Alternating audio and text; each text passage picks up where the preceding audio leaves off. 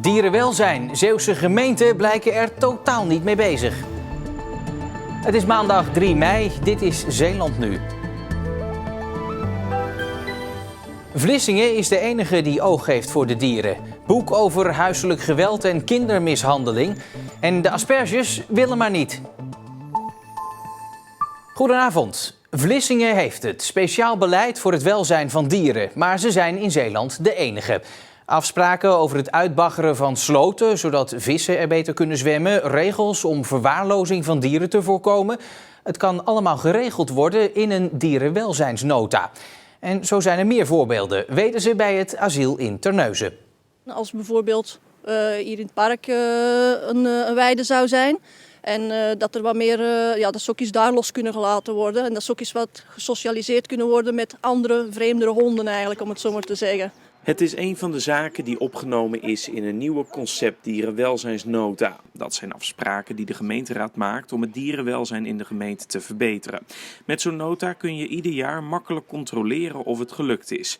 Enkele oppositiepartijen in de gemeenteraad van Terneuzen wilden zo'n dierenwelzijnsnota. Geschatte kosten €150.000.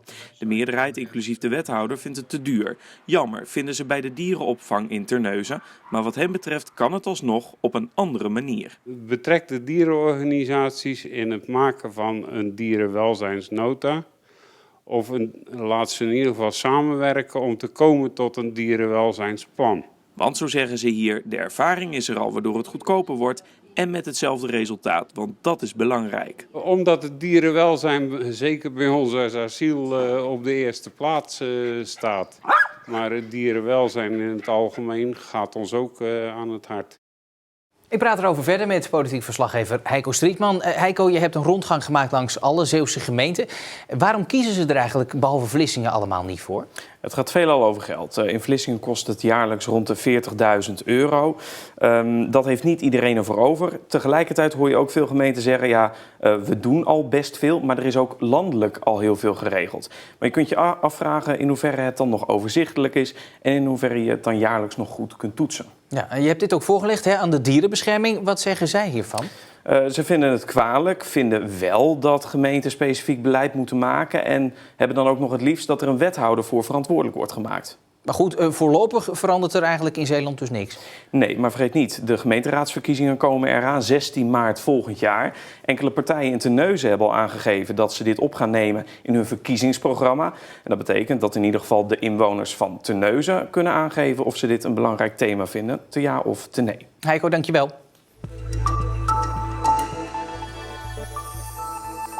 Zeeuwse horecaondernemers kijken volgens de regionale afdeling van de Koninklijke Horeca Nederland terug op een succesvolle opening van de terrassen.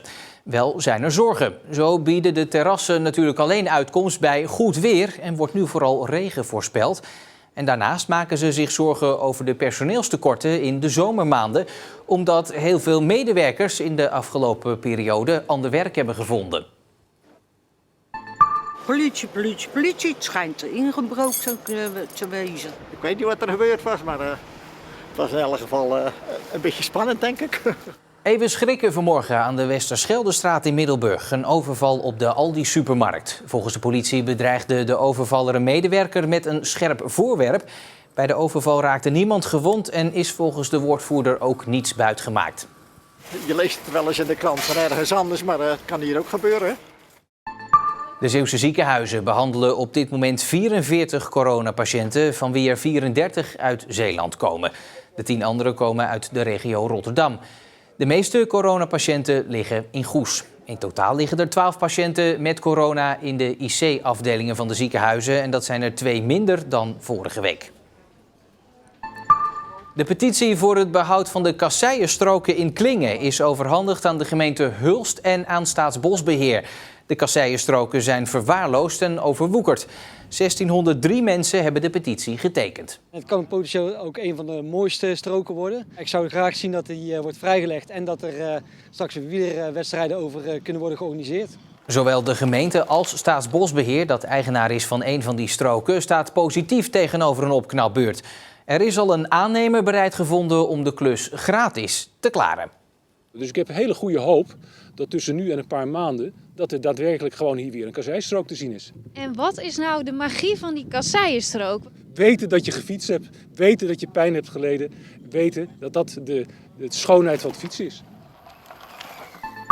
Lagere temperaturen en zelfs lichte nachtvorst. De lente komt dit jaar maar moeilijk op gang.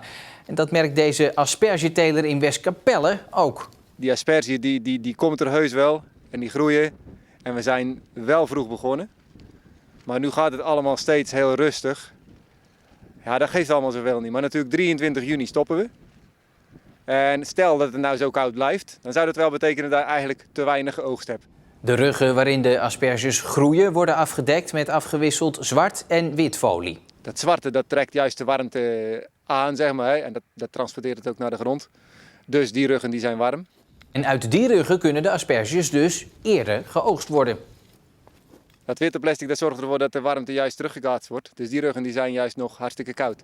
En die asperges worden dan weer later geoogst. Maar de temperatuur gaat omhoog, dus de achterstand op de oogst zal langzamerhand wel degelijk worden ingelopen.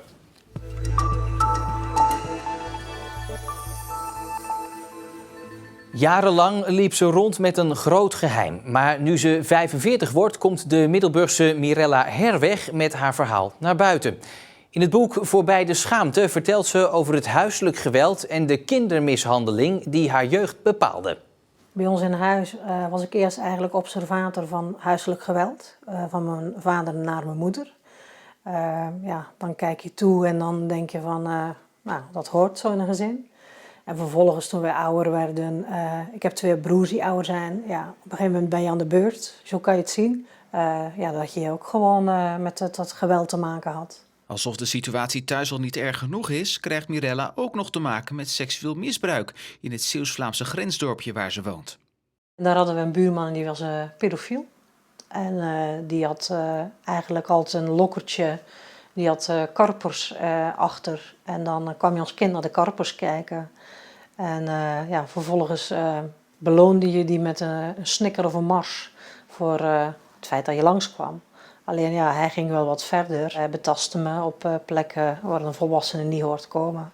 In de loop der jaren zoekt Mirella meerdere keren professionele hulp om haar verleden te verwerken. Maar als ze ruim 5 jaar geleden moeder wordt, dienen de trauma's zich opnieuw keihard aan. Ik werd op mijn 39e moeder van mijn zoon. Dat betekende dat ik met mijn man en de bonuskinderen ging samenleven. Waardoor eigenlijk heel dat proces van vroeger in een stroomversnelling terecht kwam. Want de onkundigheid kwam naar voren. Mij is geleerd dat je corrigeert met een tik. En ik wist niet hoe je dat anders kon doen. Dus ik heb eigenlijk van mijn partner geleerd dat je in woorden ook kunt corrigeren. Jarenlang weet bijna niemand wat Mirella meemaakt. Haar imago als sterke, succesvolle vrouw past niet bij haar pijnlijke verleden. Een paar jaar geleden neemt ze een eerste stap door haar verhaal anoniem te vertellen voor een online vrouwenplatform. Toen zat ik nog heel erg in de schaamte. Ik was nog zelf niet toe aan het moment dat het verhaal wat ik met me meedroeg en het beeld dat ik geschept had van mezelf, om dat te doorbreken. Maar nu treedt ze met haar verhaal naar buiten. Wat begon als therapeutisch schrijven, eindigt in een boek dat iedereen mag lezen. Ik denk dat dit een onderwerp is waar zoveel taboe op rust. Terwijl als je doorbreekt, er ook heel veel kansen liggen. En daar ben ik zelf ook het bewijs van. En ik ben er ook bewust van dat ik echt heel ver ben gekomen op mijn kracht en mijn moed. De zon kwam er vandaag soms redelijk bij. Met een zuidwestelijke wind werd het 12 tot 15 graden. Maar er was wel vaak een kring rond de zon te zien. En dat geeft aan dat er meestal regen op komst is. Nou, laat dat dan morgen ook rijkelijk gebeuren. Want we beginnen met regen, gevolgd door buien. Op onze site nu het verhaal over Jos uit Westkapelle, die op weg is naar Zeeland vanuit Marokko. En oh ja, Jos is een duif. De zomertortel heeft een zender gekregen waardoor zijn trek gevolgd kan worden. Het grootste gevaar onderweg, de Sahara, is hij al overgestoken. Nou, dat is toch mooi nieuws om mee af te sluiten. Ik wens u nog een hele fijne maandagavond.